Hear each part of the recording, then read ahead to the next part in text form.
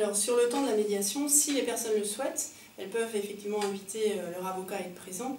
Maintenant, ce qui est important de savoir, c'est que le temps de la médiation, c'est un temps qui est pour eux, qui est à eux, et où c'est eux qui seront invités à s'exprimer. L'avocat sera présent, mais ne pourra pas participer aux échanges.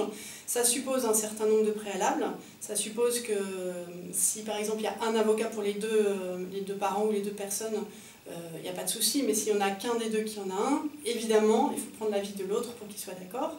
Et il faut aussi préciser que tous les échanges qui vont avoir lieu sur ce temps, à l'intérieur du temps de la médiation, ne peuvent en aucun cas être réutilisés à des fins contentieuses l'un contre l'autre. Donc dans la pratique, ce qui se passe souvent, c'est que les avocats sont invités sur le temps de l'information à la médiation familiale, mais ne sont pas présents sur le temps du processus de médiation familiale. Là, vraiment, a priori, les personnes sont invitées à travailler par elles-mêmes et sans la présence de leur avocat. Alors je tiens à préciser peut-être deux choses, c'est qu'un certain nombre de services de médiation familiale vont préciser de manière assez ferme ces préalables, c'est-à-dire que l'avocat ne sera pas présent du tout sur le temps du processus de médiation.